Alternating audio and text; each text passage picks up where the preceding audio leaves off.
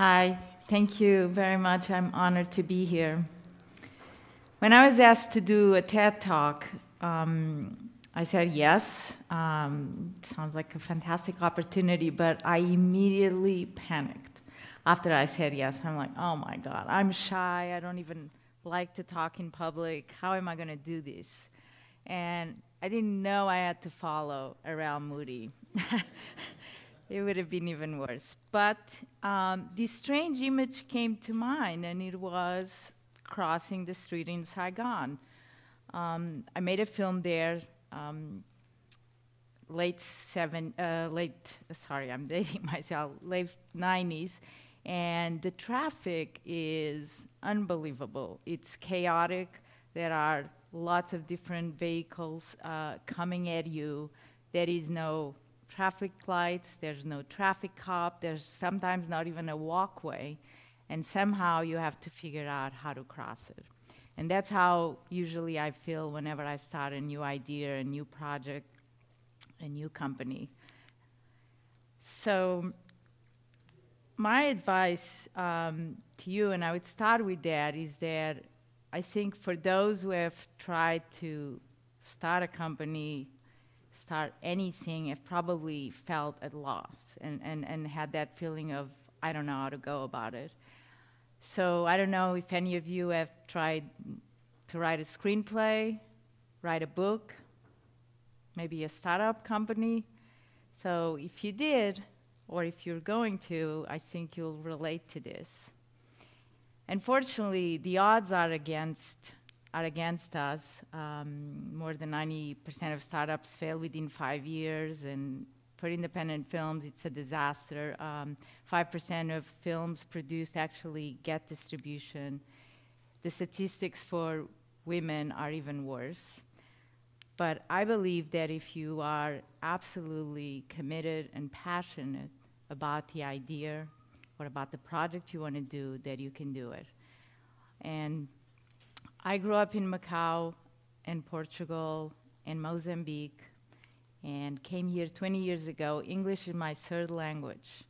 And somehow I've produced 30 films and started a couple of production companies and have been able to make it. But it has taken a lot of work, a lot of determination and passion.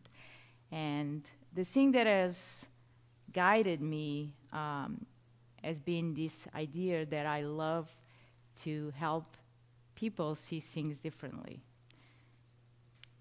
And we came here, I came here with my husband 20 years ago, and we try to find that opening, that opportunity to follow our passion. And we started producing public service announcements and music videos and short films and eventually feature films. We did our first film was Welcome to the Dollhouse. It got an award at Sundance. But somehow it was really difficult to make a living and find a sustainable model that now enabled us and allowed us to have this company. So we had, our accountant came in and one day and he told us, you guys can't continue going this way. You have 3 months to figure it out or else you should close the company. And we looked around and we tried to find the way that we could make some money and at the same time continue to make the things that we love to do. So we had some connections to talent, and we've been doing music videos and commercials, and we came up with this idea of creating a company that would represent talent and get them work by doing music videos and commercials. The margin was much higher than on feature films, so that's what we did. And as we started to getting kind of above water and feeling a little better about our company, we decided that if we're going to make a feature film, we really need to make something that we absolutely love and that we feel that it matters. Because it's so much work and time goes into making a film, and there's so little return that we can't do it unless we feel that way. And not even a week after, we're at Sundance and at the producers conference, and we read this screenplay, and it's called 3 Seasons. And we loved this screenplay. We were absolutely moved and excited about the idea of making this film. There was a little bit of a problem. The director was 24 years old, had just made a short film. This was his first feature film. And this had to be shot in Vietnam with Vietnamese actors. There was only one role for an American actor. So it was kind of an impossible project, but we were passionate. We were so determined to make this film because it was not a Vietnam War film like so many that we've seen. This was the first peace film in Vietnam. This was about modern day Vietnam. This was about normal people living in Saigon. So we found a company that wanted to finance the film, and I got myself ready. We got a team together. We're ready to move to Vietnam. I got my vaccinations. My kids got their vaccinations. We're packed, ready to go. And then the day before we were leaving, through the fax machine, this contract that I've been negotiating for 2 or 3 months comes in, and I'm supposed to sign it, but there's this new sentence at the top. And it says that the financing company, if there's any disagreement, their decision will prevail. So basically, we didn't even need a contract. So I couldn't put myself and my company and the film in the hands of this company that had just changed everything last minute. So we ended up saying no. And it was a good warning because 3 months later, they're on the cover of Business Week, Mob on Wall Street, and Hollywood Productions was the company. So we ended up being lucky. So we had to start from back to square one and trying to find that opening, trying to find a way to get this film made. We got Harvey Keitel to commit to play the one role in the film. And then we got this company that had just won an Academy Award for Secrets and Lies, October Films, to finance the film. And we started putting it all together. And we went to Vietnam 6 months later to make the film. And the first thing about getting there, and again, it's this image of traffic, is how am I going to cross the street? And how am I going to, and that became kind of like the question, how are we going to get this film made? And I had read some articles, and people had told me, like, there is only one way to do it. You have to find an opening, get the courage, and step out of the curb, and look left, look right, and then once you are walking, you just keep walking. And you can't stop because someone will hit you. And you can't go back because someone will hit you. And you can't run because definitely you're dead if you do that. And it's so counterintuitive how we cross the street in New York. And it's this moment of looking right, looking left, and finding that opening that has been the metaphor for everything that I do. And then once I find that opening, I just go, and I'm steady in my determination, even though as I was crossing, I was probably like this and just praying that I'll get to the other side. And that's how we got our film made. And it was incredibly complicated. We didn't have a ton of money. It was an independent film. We had the crew came from all over the world. Equipment was coming from South Africa and Canada and Hong Kong and the States. We were shipping the film every day to New York to be developed in the lab, so we were not even watching dailies. The crew barely spoke any English. So it was quite a journey. It was the most exciting thing I've ever done, but it was definitely the most difficult production I ever did. So a year later, we get into the Sundance Film Festival, and we showed our film to audiences, and the audiences responded really well. We actually got standing ovations, and we're feeling pretty good about this film that we had spent so long doing it. And just before the award ceremony, and people were talking to us about maybe you'll get something, you know, people really loved the film, and we got this terrible review from Variety that totally panned the film, and basically we felt like our life is over. We're crazy. We just spent 2 years doing this film, and no one will want to see it after they read this review. But thank God things worked out okay. So I hope this plays,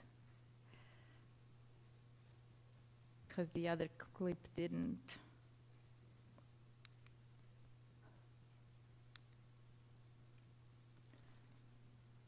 Is there a play button?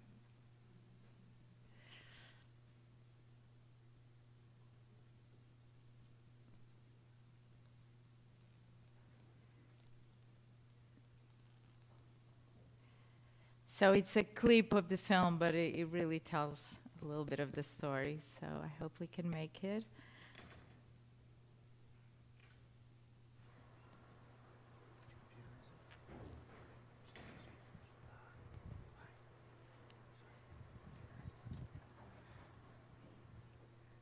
It's well worth the wait. It is. So I'll just wait. Here we go. I will give it one more try. Otherwise, I'll move on. Right. I think this is. It would be this one.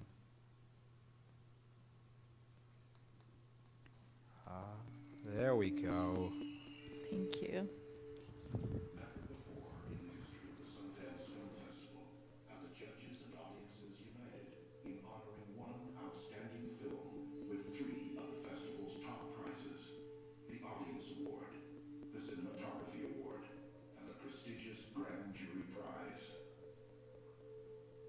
It is a country once forbidden, but not forgotten. It is a people forever changed by their past. It is magical. It is haunting. It is Vietnam. October Films is proud to present, for the first time ever, an American film made entirely in Vietnam.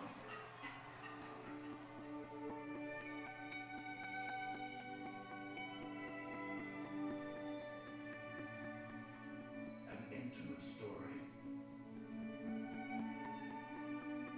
An epic film about 3 people trying to find their place in a world that changes like the seasons.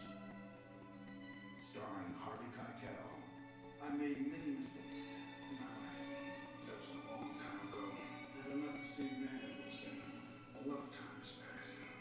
When a chance comes around to make a wrong a right, it's a special thing.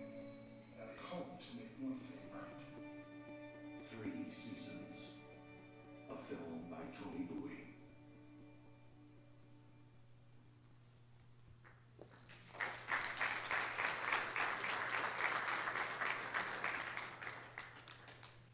So we're back in New York, and even though we won this award, or all of these awards, we were still not making money. So again, it's like, what are we going to do? How are we going to find an opening? How are we going to seize that opportunity? How are we going to figure out what is going to be a business model that will work? And we started looking at how technology had changed and how cameras were much cheaper and they were really high quality. And if we use digital cameras to make films, that maybe we could make them for cheaper. And because we didn't have to have the whole big apparatus of shooting a 35 millimeter camera film, we could have a smaller crew and we could have a little more time to shoot, and the director would have a little more creative freedom, because creative freedom and money really don't, you know, the more money you have for a film, the less creative freedom you have. So we got pretty excited about this business model, and we were able to get some investors together, and we started the first digital production company in the United States. It was called Blow Up Pictures. And we produced 5 or 6 films, and they all went on to get theatrical distribution, and they were all successful. And we got to attract Mark Cuban and Todd Wagner, and we started together a company called HDNet Films, and so it was a high-definition studio. And we got to work with amazing directors, from Steven Soderbergh to Brian De Palma. We did the documentary Enron, The Smartest Guys in the Room. And we also experimented with new models of distribution. We did the first day-and-day release, where we released the film for the first time on DVD, cable television, and theaters. So we got a great run, but by 2009, financial crisis, no one wants to invest in film. And we're back again, trying to figure out what we're going to do next. And this amazing opportunity comes up to run this organization called IFP, Independent Filmmaker Project.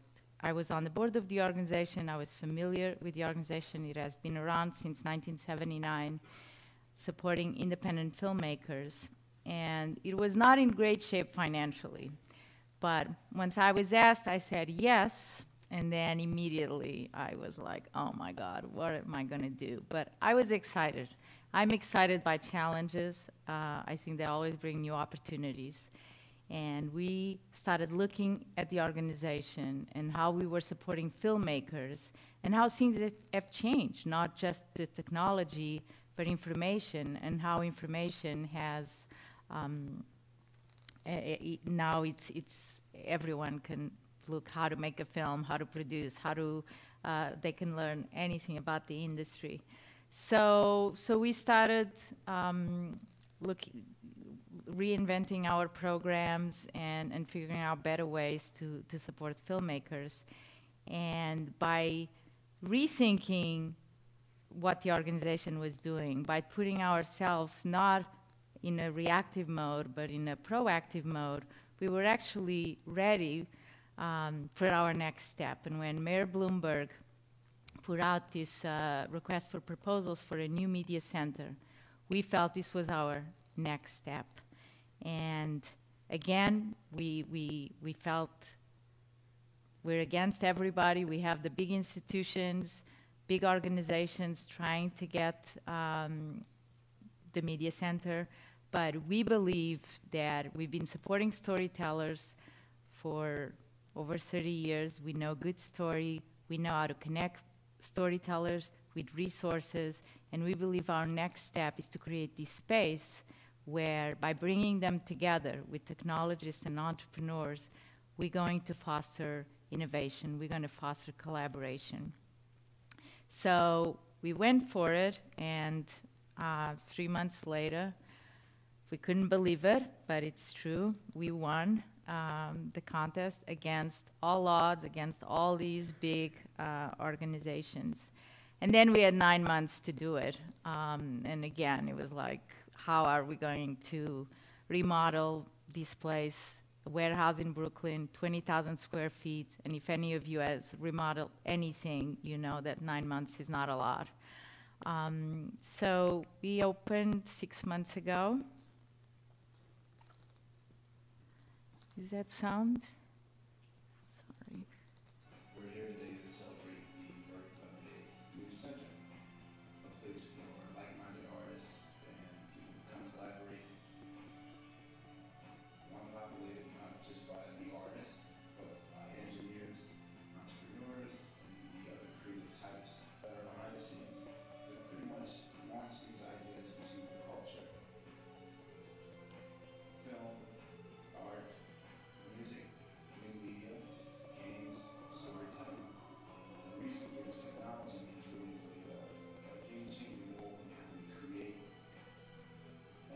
Seymour, and it will connect to audiences into the digital space.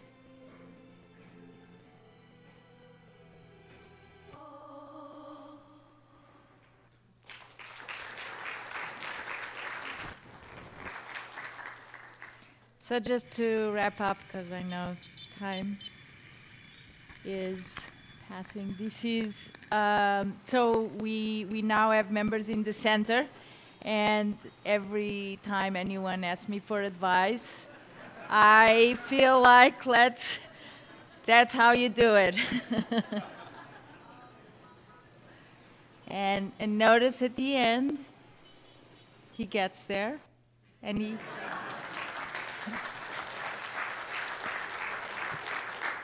So I finish with that. We all need to cross these roads, but when we do, we should celebrate. We should celebrate each time we do it. And that's the champagne bottle, so thank you.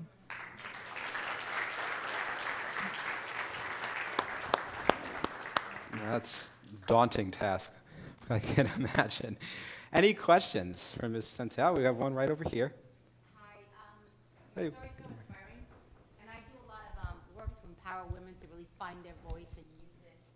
So I wanted to find out with you, with all these challenges that you've had along the way, especially as a woman in an industry that's probably not as nominated.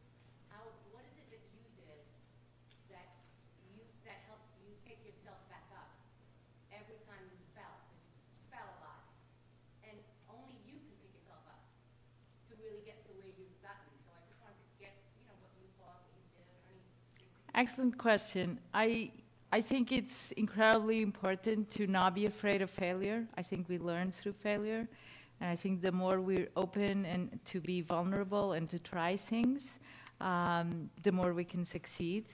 So it's really hard the first time you fall, and then you learn. It's like a kid, how he learns to walk. So, it's tough. You're not taking it seriously if you're a woman. You don't have as many opportunities. You're not the first person people will turn to hear your opinion when you're in a room full of men. But slowly, if you believe, and I go back to that, like if you're absolutely passionate and determined and you believe on that you want to accomplish something, then you just walk. You know that everything is coming against you, but you just keep walking. Any other questions? I have one in the back, yep.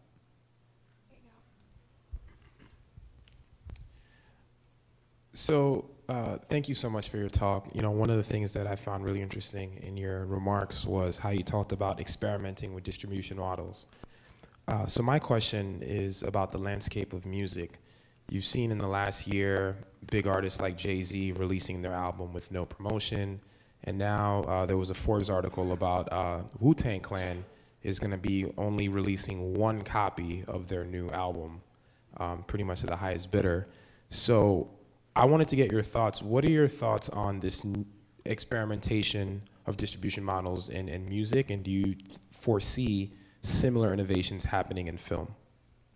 So, excellent question, and I think film is always learning from what the music industry is doing. They're doing it first, but marketing costs are outrageous. To market a film, you basically need to spend, at the very least, like 25 million, if not 50 million or 100 million, depending on what the budget of the film is. So there has to be other ways that you can connect with your audience without putting all of this money out there to market the film. So obviously it's easier when you have a brand name to experiment, but people need to start building their audiences. And Jay-Z, of course, has his audience, and so does the U10 Club. But filmmakers, each time we make a film, it's a new brand, it's a new company. But filmmakers need to start making their brand as filmmakers, not just the film that they're doing. And they need to start building audiences. And that's a lot of the work that we do with filmmakers, it's not just about the project. It's about the person, and it's about their career, and how are they going to be sustainable, and how are they going to continue to produce work that their audiences respond to, and also how do they, and that's why we believe the Media Center, by bringing storytellers from different disciplines, addresses that idea of sustainability, of like, you might not just make enough money just making films. You might need to work in television, do branded content, write for games or apps. So, anyway. Thank you very much, Mr. Vicente. That was fantastic. Have another round of applause. Excellent.